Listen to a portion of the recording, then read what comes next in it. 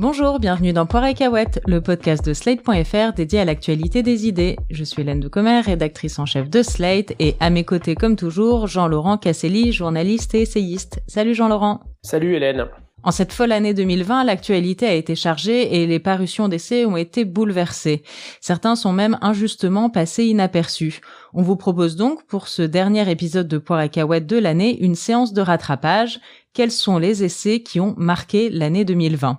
On vous donnera aussi nos recommandations, à Jean-Laurent et moi, de quoi retenir autre chose que le Covid de cette année et également, au passage, vous donner quelques idées de cadeaux de Noël de dernière minute. Vous étiez nombreux à hurler votre désarroi sur les réseaux sociaux quand l'annonce de la fermeture des librairies est tombée. C'est vrai qu'en France, c'est un sujet très passionnel et le statut du livre a été au centre de nombreux débats. On va l'entendre sur le plateau de Pascal Praud avec ses invités, notamment l'écrivain Didier Van Kovlart qui réagissait à cette fermeture injuste des librairies.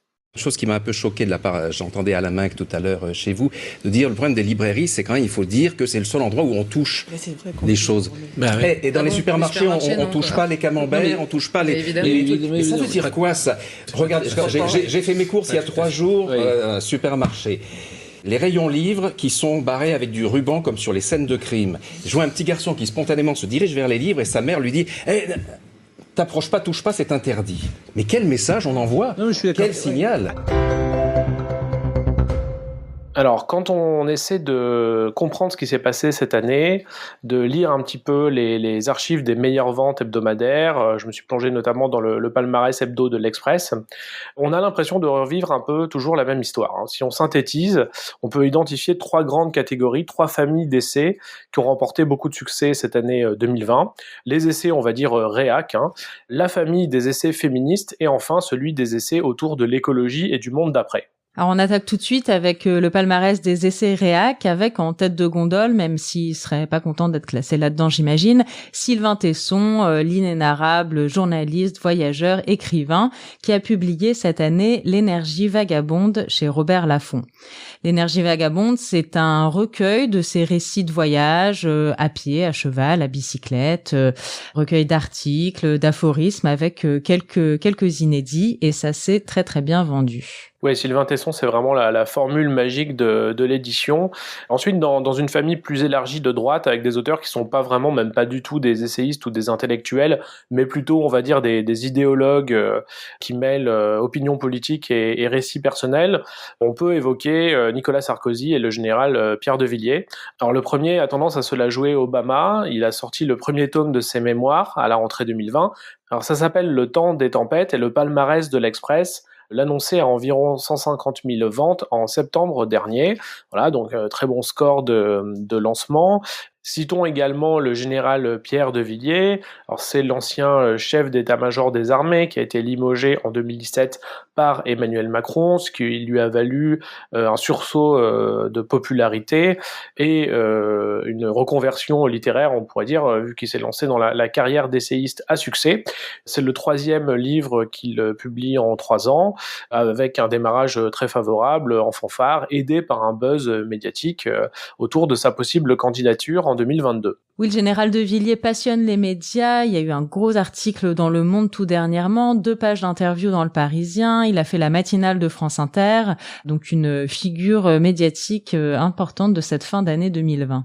Sachant qu'on peut quand même noter une évolution dans sa carrière d'auteur.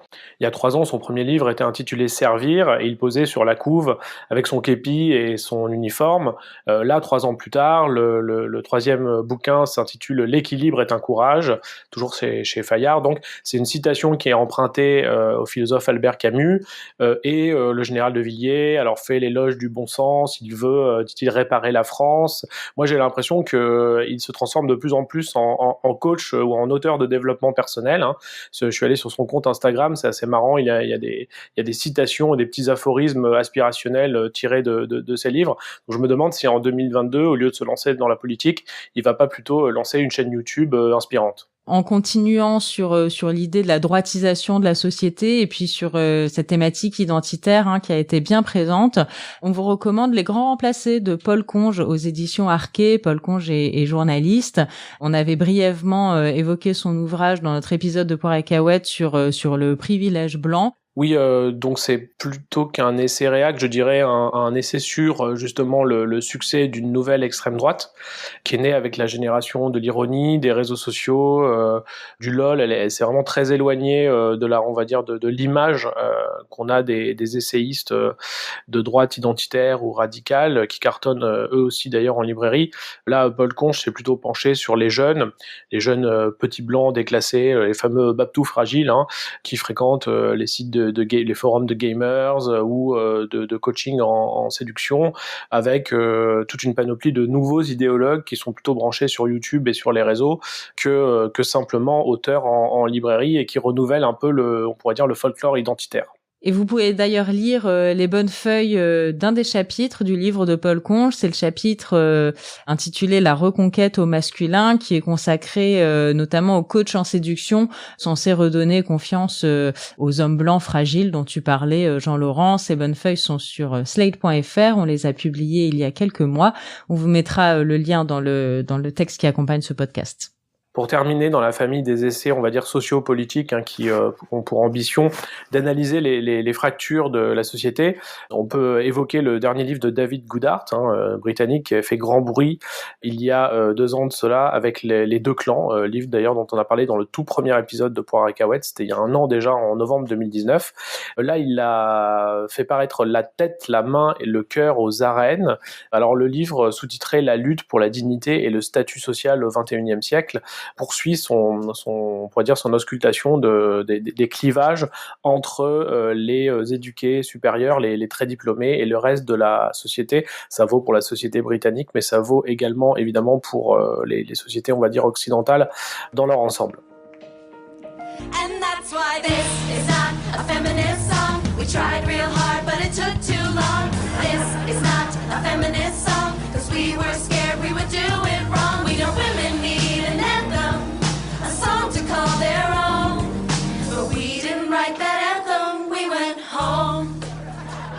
Autre ambiance, autre thématique, autre lectorat, les essais féministes. Parce que oui, 2020, c'est l'année où les autrices ont cassé le plafond de verre des premières places des classements des ventes. Tout à fait. D'ailleurs, ça a commencé dès le début du mois de janvier, le 2 janvier précisément, avec la parution du Consentement de Vanessa Springora aux éditions Grasset, livre qui a fait énormément de bruit. On en a parlé, je me souviens, des mois avant sa sortie dans des articles de presse qui annonçaient la déflagration à venir. Alors dans ce livre, Vanessa Springora raconte l'emprise en fait de l'écrivain Gabriel Masneff sur elle alors qu'elle avait 14 ans au moment de leur relation, et c'est un livre qui a fait beaucoup de bruit pour sa thématique, on pourrait dire post-MeToo, mais au-delà pour aussi le débat qu'il a ouvert sur le microcosme éditorial et littéraire français.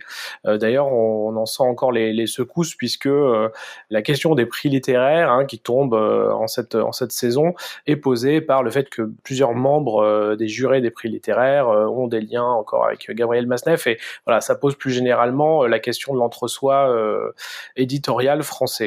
Nous, sans aucune connotation ni trafic d'influence, on va vous faire quelques recommandations dans cette catégorie des essais ayant trait au féminisme.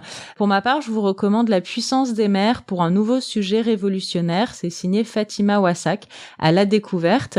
Un livre plutôt confidentiel, mais qui a quand même pas mal fait parler de lui. Elle a eu droit à un article dans les Inrocks. Elle a été invitée sur plusieurs radios du service public. Et c'est un livre vraiment intéressant parce que Fatima Wassak est militante, elle est présidente du réseau Classe Genre Race, et elle explore dans son livre un des angles morts du féminisme, souvent la maternité, le fait d'être parent, puisque c'est vrai que parfois avoir un enfant fait passer du mauvais côté du féminisme, celles qui ont trahi le combat pour aller préparer des biberons, et elle réhabilite complètement cette position de la mère en faisant une force politique, en disant qu'être mère, c'est avoir un levier d'action important, puisque on est sur le terrain, qu'il y a du poids pour agir auprès des enfants, auprès de diverses institutions et de tout un tas de personnels, notamment éducatifs, et donc elle fait des mères, comme elle le dit dans le titre, une force puissante, et c'est un essai assez stimulant, je trouve. Oui, et puis pour terminer sur cette séquence féministe qui aura marqué l'année 2020, on ne peut pas ne pas citer Alice Coffin et Pauline Armange, hein, le duo infernal des essais féministes de la rentrée. On leur a d'ailleurs consacré un épisode entier du podcast intitulé « Détester les hommes, le nouveau cool de l'édition féministe ». Un épisode dans lequel je vous recommandais un livre et j'en profite pour en remettre une couche parce que c'est vraiment un livre référence qui est très utile. Ne nous libérez pas, on s'en charge, une histoire des féminismes de 1789 à nos jours. C'est un livre de référence qui est vraiment très pratique sur tout l'historique des féminismes et qui peut servir dans bien des discussions et bien des débats. C'est publié à La Découverte et c'est signé Bibia Papard, Florence Rochefort et Michel Zancarini-Fournel. Alors, on passe à notre troisième et dernière catégorie d'essais, la grande famille des livres sur la transition écologique et le monde d'après. Sur l'arbre mort de Noël de la place Péberlan, nous mettrons pas des arbres morts sur les places de la ville, notamment sur la place Péberlan. Vous gardez souvenir de cet arbre mort qu'on faisait venir tous les ans. Donc c'est pas du tout notre conception de la végétalisation. En ce qui concerne les outils réglementaires, fin 2020, nous adopterons ce qu'on appelle la charte des droits de l'arbre, qui est un règlement de protection des arbres qui n'existe pas. Donc d'ici à fin 2020, cette charte des droits de l'arbre sera adoptée. On vient d'entendre les propos du maire de Bordeaux, élu en 2020, Pierre Urmic, écologiste, qui avait déclenché un tollé en s'en prenant au rituel du sapin de Noël. Alors selon Lire, le magazine littéraire, l'essai de l'année est celui de Baptiste Morisot, en Manière d'être vivant, chez Actes Sud, un auteur qui semble faire l'unanimité et qui marque un peu cette année écolo. Baptiste Morisot, dont on avait parlé dans notre épisode de Paracahuète consacré au vivant et au succès des éditeurs qui publient sur l'écologie et la nature. Vous vous souvenez cet épisode plein de conseils de permaculture et de cabanes dans les bois. Ça a été une des thématiques fortes de l'année 2020, qui a d'ailleurs vu consacrer cette expression de monde d'après. C'est une expression, une thématique qui nourrit les imaginaires des penseurs, mais qui est aussi un terreau fertile pour la science-fiction. Oui, je voulais parler d'un essai intitulé « Les imaginaires du futur », paru aux éditions Actu SF. Alors l'auteur, c'est Ariel Kirou, il est journaliste, essayiste, écrivain, c'est un très bon connaisseur de la science-fiction et des contre-cultures.